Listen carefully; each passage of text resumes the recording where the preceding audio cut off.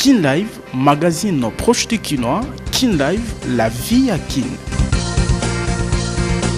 Matondo na bino baso batu bozwili bakoya kolanda basango lokota lingala na nzela ya magazine Kin Live basango na mokuse yangoyo la police ville province ya Kinshasa et bina kopanza na nzela ya gaz lacrymogène sitting bloc patriotique elengeli vendredi oyo liboso ya palais du peuple pona kosenga consensus na oyo etali loi électorale maponami ya ba gouverneur pe vice gouverneur na ekolo Congo démocratique elengelami vendredi 6 mai 2022 na bituka zomi na mine yito 14 p na ngoma mokonzi Kinshasa honorable Gérard Jekoko Mulumba candidat ya Union Sacrée aponami vice gouverneur ya Kinshasa kasi na etuka ya Congo central Molongi abimite pe basengeli kolekana na deuxième tour engumba mokonzi Kinshasa ekoyamba mimekano ya 9e G ya francophonie pe organisation internationale ya francophonie endimi kopesa maboko na mbula matadi ekolo Congo démocratique wapi mokoloto na tina ya cahier de charge ebi na kotiama ezalaki na libako ya lianga ni kati na premier ministre Jean-Michel Sama Lokonde pe délégation ya OIF na primature sima ko contrôler ville Kinshasa ekolo RDC Afrique pe mokili toyaka liboso na bino pona kotalisa maso tukutanaki nango ignorance ya la tête moko na moko ayeba bokobi ya masolo nde tolobi Kin Live magazine proche de Kinois. Kin Live, magazine proche du Kinois. Kin Live, la vie à Kin. Mbote ba papa ba maman bana Kinshasa, merci na confiance pe fidélité bozali ko koba na kosana magazine champion ya Kinshasa pe ya mokili basango lelo ekufungwa na bilili oyo. Mokonzi Mboka Félix Tshisekedi Tshilombo ayanganaki na directeur des opérations ya Congo Airways wapi tata mokonzi ya ekolo ayebi na kosenga na bango ete alingi komona bai Congo démocratique babembuka na ba condition ya malamu pe na sécurité. Kopesa makoki na bai Congo démocratique ya kobembuka malamu na ba condition malonga pe na ba garantie nde mama na likambo esimbaki liyangani ya jeudi 5 mai 2022 na cité ya Union africaine kati na mokonzi ekolo Félix Antoine Tshisekedi Tshilombo pe bakambi ya société ya l'État Congo Airways. Mokonzi Mboka alingaki koyeba na mozindo mikakatano ezali kotungisa Congo Airways po baimboka bazanga makoki ya kobembuka na kimia nyonso. Directeur général ya Congo Airways pe directeur ya ba opération ba pesaki biyano esengeli pe baebi na kosenga implication atata mokonzi ekolo Congo démocratique Félix Antoine Tshisekedi Tshilombo pour na kozongisa stabilité ya Congo Airways. Na bobimiliangani na mokonzi ekolo commandant Pascal Kassongo directeur général ya Congo Airways elongo na commandant Jules Bangala directeur ya ba opération batalisaki ete désenclavement ekolo Congo démocratique nde etinda ya Congo Airways pe mokonzi ekolo Félix Tshisekedi Tshilombo alingi ba congolais ba bembuka na nzela ya mpepo na ba condition malamu na kotosaka appartenance ya Congo Airways na association de transport aérien international ieta na mokuse basukisaki na koloba ete kino lelo boyokani na Kenya Airways ezali kokoba pe boyokani yango etali ba échange ya ba cargo formation ya équipage pe ba échange commerciaux Tolobi Tibokoyoka.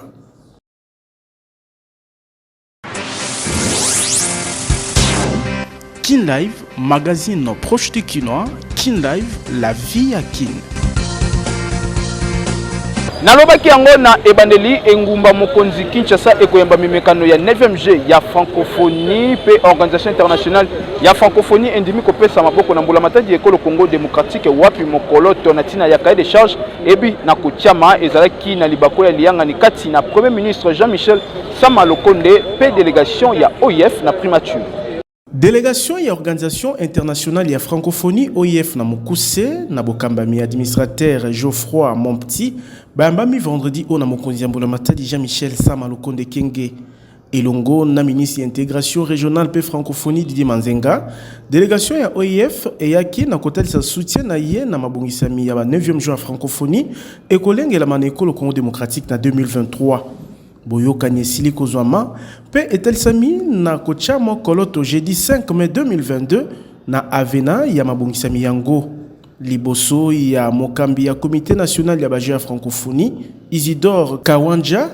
ministre Manzenga Didier atalisi na bapanzi sango ete baje ya francophonie ekolengela malotomo na ekolo Congo RDC nantina wana ndemo koloto ebi na kochama na administrateur ya OIF na ngambu na ye Geoffroy Mompti ayebi na ko rassurer baimboka ete lingomba na ye ekopesa maboko pona kolongisa milulu wana na ekolo Congo démocratique pambate bakosala elongo na Mbula Matadi bosimba ete Mbula Matadi ekolo Congo démocratique na bokambami ya Jean-Michel Sama Lukonde Kenge elengeli manso o esengeli po ba 9e G ya francophonie ekolengela makobanda le 28 juillet kino le 6 août 2023 na Kinshasa eleka malamu pe elongisama Tolobi Thibaut Koyoka.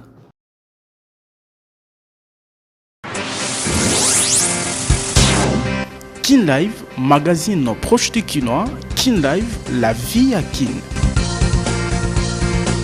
Maponami ya ba gouverneur pe vice gouverneur na ekolo Congo démocratique ebi na ko lengela ma vendredi 6 mai 2022 na bituka zomi na mine ito 14 pe na ngoma mokonzi Kinshasa honorable Gérard Jekoko Mulumba candidat ya Union Sacrée nde aponami vice gouverneur ya Kinshasa kasi na etuka ya Congo central molongi a bimite pe basengeli kolekana na deuxième tour. Vendredi 6 mai 2022, Bituka Zomina Mineito 14 provinces et le Congo démocratique Baebina Kulengela Maponami, Yaba gouverneur puis vice-gouverneur. Libanda ya Bituka Mibale ezali na ya état de siège Nord Kivu pe Ituri. Nengo Mokonzi Kinshasa ebonga ya vice-gouverneur Ezu Mokonzi Yasika. Honorable Gérard Mulumba Jekoko aponami na 46 voix sur 48 akitani na Nerombo Mbongo na etuka ya Mongala. César Limbaya nde aponami moyangeli ya sika na 13 voix sur 20. Rita Bola aponami moyangeli ya sika ya etuka ya Maindombe na 12 voix sur 21. Na etuka ya Kongo, Saturne Tanandandu aponami gouverneur ya sika na 20 voix sur 20. Nangambo ya etuka ya Tanganyika, Jili Ngangwa, candidate ya UDPS, aponami moyangeli ya sika na 14 voix sur 25. P. Akitani na Zoé Kabila. Patrick Mathias Kabea aponami moyangeli ya sika ya etuka ya Kasai Oriental na 23 voix sur 23. Etuka ya Lomami, Nathan Ilunga nde aponami moyangeli ya sika na 17 voix sur 26. Nangambo ya Kasai Central, John Kabea Shikai nde aponami moyangeli ya sika na 22 voix sur 22. Hubert Kindanda Kishabongo nde azui ebonga ya moyangeli ya etuka ya Manima na 18 voix sur 21. Na etuka ya Olomami, Isabelle Kalenga Mushimbi ya lingoma politique UNAFEC nde aponami moyangeli ya sika na 17 voix sur 28. Beba ete maponami ya gouverneur pe vice-gouverneur na etuka ya Congo central molongi abimite pe bakoyeba na kolekana na deuxième tour na 72 ezali koya pona koyeba kati na Nefertiti Ngodianga pe Guy Bangu nani akoki kokitana na atuba tobwana na ebonga ya gouverneur Tolobi Thibaut Koyoka. Kin Live, magazine proche du Kinois. Kin Live, la vie à Kin. La police ville province ya Kinshasa ebi na kopanza na nzela ya gaz lacrymogène sitting ya bloc patriotique oyo ebi na kolengela vendredi 6 mai 2022 liboso ya palais du peuple na tina ya kosenga consensus na oyo etali loi électorale. Bana mboka il faut bayeba que tozalaki dans lisanga moko na bande konyoso ya ba force sociales et politiques oyo bloc patriotique oyo tozalaki na bande wa KLCC Milapro na bande comme ça ba force mususu na kotanga wate mais ba force politique et beleza laki entre autres ensemble pour la République oyo yalaki représenter na jeunesse nango jeunesse ensemble pour la République do bande ko mote bandaki ko pela bazwili kanisi ndebiso pe toye en renfort ko bakisa mai pona ko boma moto ezopela na kati ya mboka souci na biso ya laki nini bosenga na biso ya laki nini na sitini wana devant palais du peuple ezalaki ya ko bamba mabanga te ezalaki ya ko beta masasi te boni to komi ko beta na masasi boni ekomi ya bambangu ya ko kangana yo kamata mumukamate chaye kuna souci na biso ya laki 4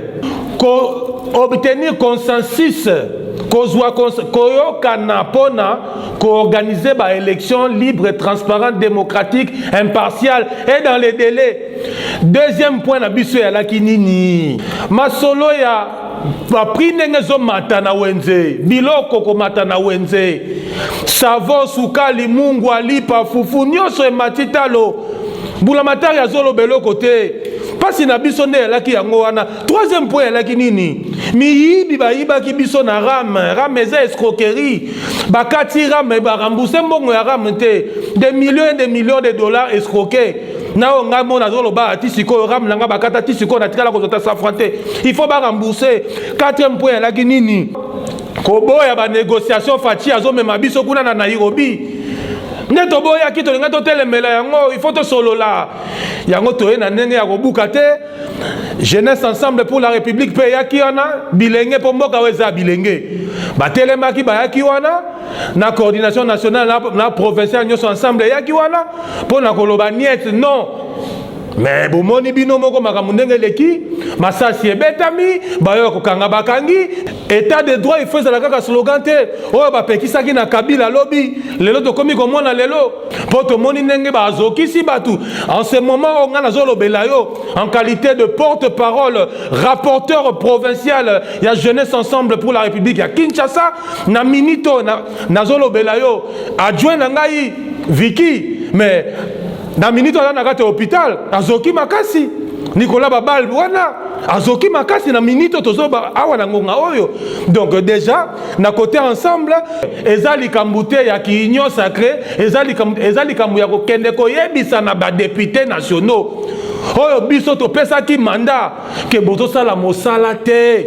bino kaka ba palissade bino kaka ba projet de loi oyo ezanga tina ba projet de loi ya koécarter baninga na course à l'élection présidentielle ba projet de loi ya kosala soki nini mais oyo ezo toucher na social ya peuple congolais solution ezate gouvernement lobaka te ba député pe ba bengisaka mutu te pona kopesa explication parce que bango nde bali balobeli ya peuple nde yango to lobaki boye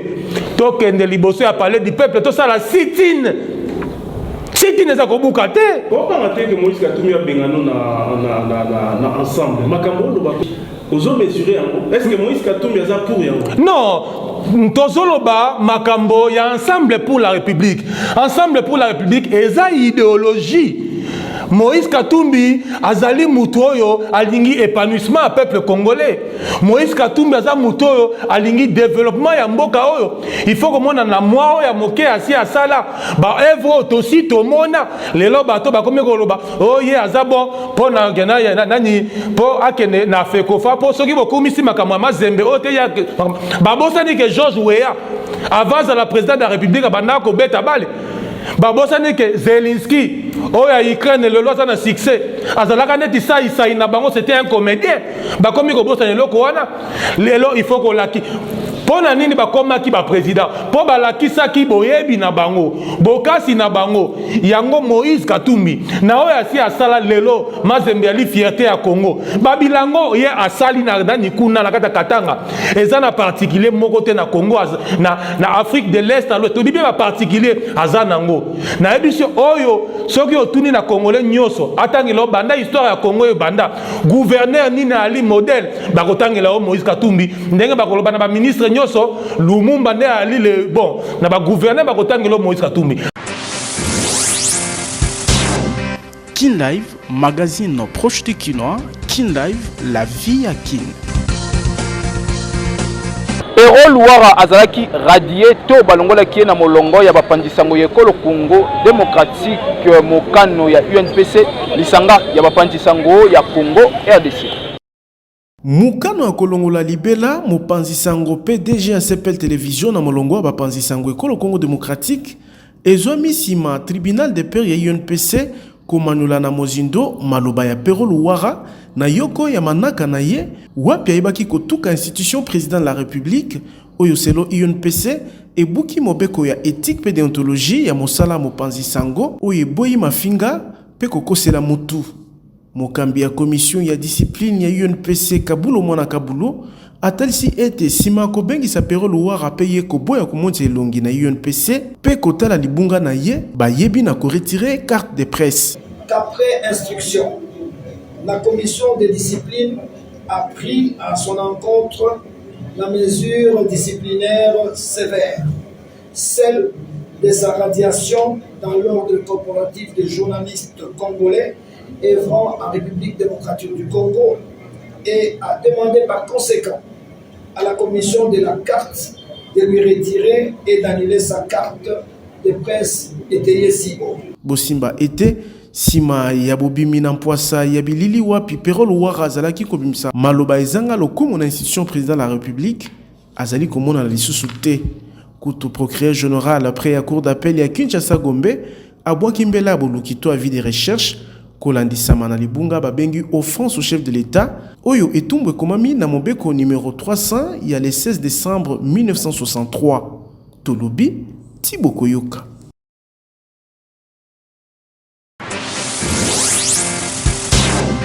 Kin Live, magazine proche de Kinois, Kin Live, la vie à Kin. Pati Malanga, président provincial ville ya Kinshasa, ya lingoma politique Puna, ayebi na kopesa biloko ya ndenge na ndenge ndakisa bakaye bastilo ba papier duplicateur pe misusu na bayekoli ya bitelo EP1 Kingabwa pe iti Kingabwa vendredi 6 mai 2022 pona kosunga bayekoli oyo ya koyekola na ba condition ya malamu pamba te bangonde avenir ya lobi. Kopesa maboko na malakisi ya ofeleto gratuité ya enseignement ou ezali vision ya mokonzi ya mboka Félix Antoine Tshisekedi Tshilombo mokumba lingomba politique Puna emi pesa na tina wana président provincial ya Kinshasa Pati Mangala akiti vendredi 6 mai 2022 na bitelo mibale ya quartier Kingabwa na commune ya Limete EP1 Kingabwa pe institut Kingabwa pona kopesa lisungi na bayekoli oyo ya kotanga na ndenge esengeli na ye awa uniquement pona kotalisa moko ya souci oyo mwana mboka Félix Antoine Tshisekedi ayebaki na ko respecter na nzela ya mobekoli konzi na oyo etali article 43 ya constitution oyo eza kolobela biso gratuité ya enseignement na yenga moko na palper les doigts na ye ngai moko na vivre la réalité yango parce que nazali parmi ba jeunes oyo baza ko soutenir gratuité ya enseignement na ye lelo na école na palper la réalité que non effectivement gratuité ezali vraiment ba baza kotanga gratuit mais il y a quelques réalités na o etali ba matériel de l'école oyo eza ko mettre bango un peu à difficulté et biso to ko ganga etaki ba lobeli na niveau likolo ba yoka pe ba répondre parce que ba na biso ceux qui ba kotanga avenir à lobby eza pona biso ba jeune avenir wana il faut ba na biso batanga ceux qui batangi lobby ne ba kozwa makoki na pifo ya kokamba pe mboka au Congo. Boyeba été Pati Mangala président provincial ya Kinshasa ya lingomba politique Puna alaki kokoba na ba geste ya lolenge oyo na bitelo mususu yengumo mokonzi Kinshasa tolobi Tiboko Yoka. Kin Live, magazine proche de Kinois, Kin Live, la vie à Kin. Na basango masano ba ete mbula matadi ekolo Congo démocratique na nzela ya ministère ya sport endimi kokoba na boyokani na sélectionneur principal ya ba Léopard senior a ezalaki na libako ya liyanga ni kati na ministre ya masano ya ekolo Congo RDC Serge Chombo Konde bakambi ya Fekofa pe Hector Cooper oyo ayebaki na kosala évaluation liboso ya ministre ya sport. Kin Live, magazine proche de Kinois, Kin Live, la vie à Kin. Tozali na Kinshasa bondimela ngai kasi neteni oyo kolongwa kisenso pona komona njili boîte ekoma passage obligé ozala mwasi ya zemi mwana moke to pe mpaka loto mosengeli kozwa bwatu oyo pe ezali ya ofele te bayi Kinshasa basalelaka nzela oyo bamileli boni bazali kobika na bariske makasi na mboka oyo bayibaka ba million na libenga ya mbula matadi biso pe akoto pasi na biso ezaka likambo ya transport boîte ndenge bozomona awa eza mwa bien pour mbula ebeti te soki mbula ebeti ezouta kuna na bakongo ezotindika mai donc tonyokwamaka mpona transport bongo sikoyo zwa moselule ezalaka soki osala erreur okwei obukani ese l'avion na biso eza boîte donc ce pour ça l'erreur dindi na ma njili okufi toyoka kaka bato bayibi autant de millions de dollars de dollars tandis que babiloko ya makasi yango ya kosala en tout cas mpona baproblème ya badepute tolembi député azali mpona koyoka makambo ya population komema yango kuna na baparlement banini tout ça mais député na biso ata moko te député moko atelemi awa atunaka ndeni bovivaka awa donc ata député mon côté ezaka boîte oyo tofutaka 300 francs soki mai etondi ya 500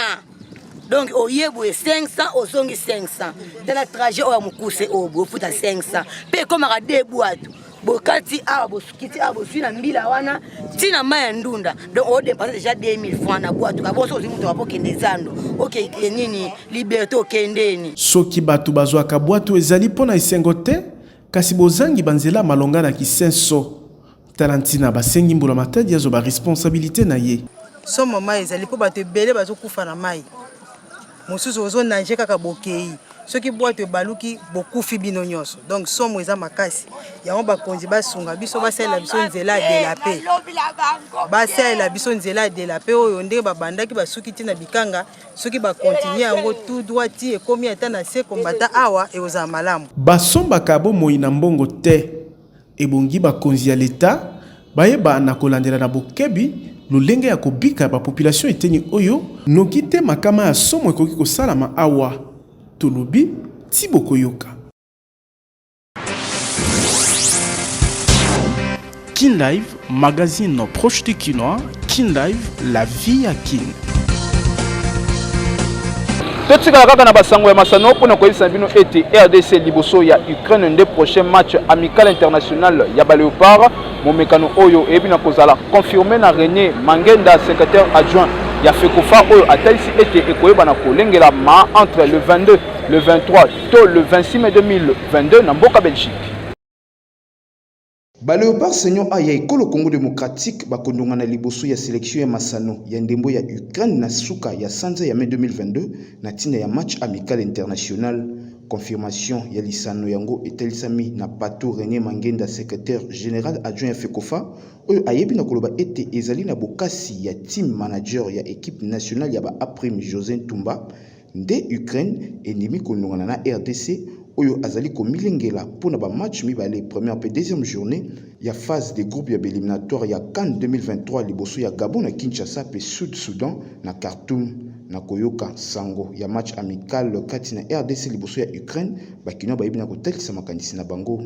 Bon pona nga eza nango bale match amical er moko na oyebisa bakonzi na biso oyo ya football. Mon RDC, tu as une équipe, tu as un joueur à bien. Tu as un joueur à bien, mais le réseau de ma RDC, les joueurs ne sont pas préparés à match. Et on a un raté mondial. Net Ukraine, la guerre.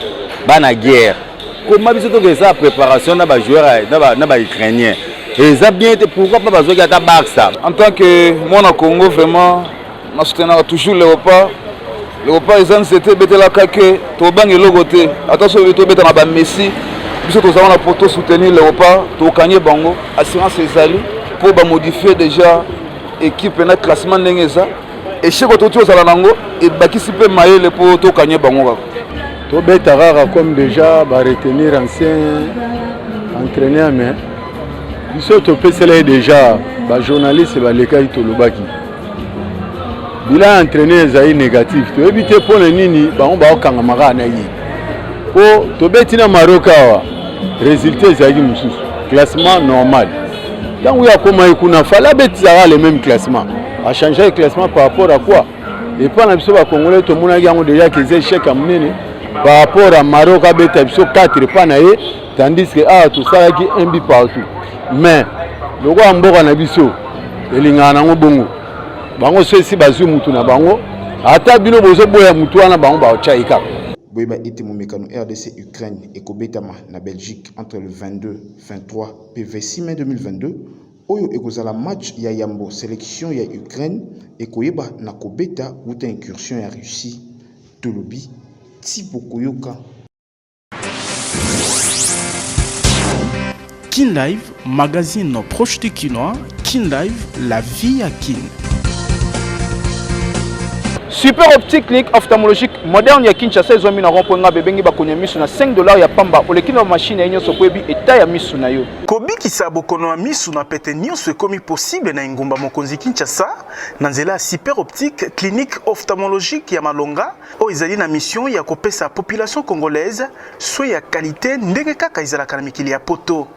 Talatina baye na ba matériel ya technologie ya sika po bana ya Kinshasa pe RDC nyonso bazwa lobiko na ba maladie ya misu lokola bazali na mboka Suisse, Afrique du Sud to pe Inde pambate awa nyonso ezali. Super Optique amemeli bino yango awa na Kinshasa pona kosunga peuple congolais nyonso oyo aza touché na problème ya misu. Et tolingi pour profiter na dépistage oyo tozali kosala bako consulter yo na ba pareil oyo ya sika oyo ezala bana bilenge mikolo pe bampaka a prise en charge ezali ya qualité bana kelasi oyo babandela kambala na mbala pona pasi ya komona Super Optique apesi opportunité ya kobikisa misu na bango na 10 000 francs ya pamba. Osali consultation wapi okoleka na ba machine nyonso oyo ba lunettes ya ba qualité nyonso na prix ya muke nyonso ya ba monture oyo bokoluka